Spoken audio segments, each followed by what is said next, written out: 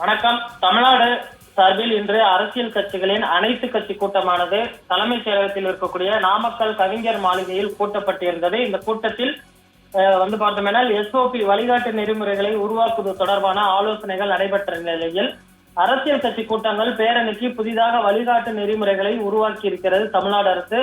அரசியல் கட்சிகள் நடத்தும் பொதுக்கூட்டங்கள் மற்றும் பேரணிக்கு 3 மணி நேரம் மட்டுமே அனுமதி வழங்க முடிவு எடுக்கப்பட்டிருக்கிறது. பொதுக்கூட்டங்கள் பரப்புரைகள் நடத்த நிபந்தனைகளுடன் அனுமதி வழங்க அனைத்து கட்சி கூட்டத்தில் முடிவெடுக்கப்பட்டிருக்கிறது. தமிழ்நாடு அரசு முன்மொழிந்திருக்கக்கூடிய வழிகாட்டு நெறிமுறைகளை கூட்டங்களில் 5 நாட்களுக்கு முன்னர் அனுமதி பெற வேண்டும். அங்கீகரிக்கப்படாத இடங்களில் கூட்டம் நடத்த 21 நாட்களுக்கு முன்பாகவும் 30 நாட்களுக்குள் மிகாமல் மனு அளிக்க வேண்டும்.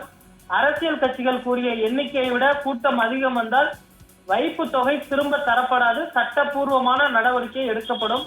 5000 முதல் 10,000 பேர் வரை கலந்து கொள்ளும் கூட்டத்திற்கு 1 லட்சம் வைப்பு தொகை செலுத்தப்பட வேண்டும்.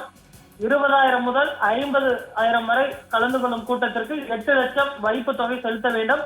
50,000த்திற்கும் மேற்பட்டோர் கலந்து கொள்ளும் கூட்டம் என்றால் 20 லட்சம் வைப்பு தொகை செலுத்த வேண்டும் என்ற பல்வேறு நெறிமுறைகளையும் வகுத்து தற்பொழுது தமிழ்நாடு அரசின் சார்பில் தெரிவிக்கப்பட்டிருக்கிறது. இந்த வழக்கு வரும் 11ஆம் தேதி சென்னை உயர் நீதிமன்றத்தில் விசாரணைக்கு வர இருக்கக்கூடிய சூழலில் தற்பொழுது வழிகாட்டு நெறிமுறைகள் வகுக்கப்பட்டிருக்கிறது. இனி வரக்கூடிய காலங்களில் பிரதான கட்சிகள் நடத்தக்கூடிய கூட்டங்களில் எவ்வளவு பேர் வருவார்கள் என்பதனை சரியாக சொல்ல வேண்டும்.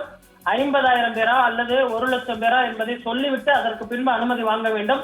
ஒருவேளை 50,000 என்று சொல்லிவிட்டு அந்த இடத்தில் 2 லட்சம் பேர் வந்தார்கள் என்றால் அந்த 20 லட்சம் வைப்பு தொகை திரும்ப தரப்பட மாட்டாது என்றும் தெரிவிக்கப்பட்டிருக்கிறது. அதே போன்று பாதுகாப்பு நடைமுறைகளை கண்டிப்பாக பின்பற்ற வேண்டும். குறிப்பாக இந்த பகுதிகளில் உயிர் காக்கும் ஆம்புலன்ஸ்கள் நிறுத்தி வைக்க வேண்டும். அதே போன்று போதிய எண்ணிக்கையிலான பாதுகாப்பு பணிகளை மேற்கொள்ள வேண்டும். தண்ணீர் வசதி உள்ளிட்டவை ஏற்படுத்தி தர வேண்டும் உள்ளிட்ட பல்வேறு நெறிமுறைகளும் விரிவாக வகுக்கப்பட்டிருக்கிறது. இது ஒவ்வொரு அரசியல் கட்சிகளுக்கும் விரைவில் தெரிவிக்கப்படும் என்றும் எதிர்பார்க்கப்படுகிறது. அரசியல் கட்சிகளும் இந்த நடைமுறைகளை கடுமையாக பின்பற்ற வேண்டும். ஏனென்று சொன்னால் அடுத்த ஆண்டு சட்டமன்ற தேர்தல் வர இருக்கக்கூடிய சூழலில் அனைவருமே பிரச்சாரத்தை தீவிரப்படுத்துவார்கள் என எதிர்பார்க்கப்படுகிறது. தற்பொழுது டிசம்பர் மாதத்தை நெருங்கி கொண்டிருக்கிறோம். அடுத்தடுத்து ஜனவரி பிப்ரவரியில் அனைவரும் தமிழ்நாடு முழுவதும் சுற்றுப்பயணம் மேற்கொள்ள இருக்கிறார்கள். தொடர்ந்து ரோட் ஷோ உள்ளிட்டவை நடத்தப்பட இருக்கிறது. இந்த நிலையில் தற்பொழுது தமிழ்நாடு அரசின் சார்பில் இந்த வழிகாட்டு நெறிமுறை வகுக்கப்பட்டு அது முறையாக விரைவில் உயர் நீதிமன்றத்தில் சமர்ப்பிக்கப்படும். அதற்கு பின்பு இந்த வழக்கில் உத்தரவு பிறப்பிக்கப்பட இருப்பதும் குறிப்பிடத்தக்கது.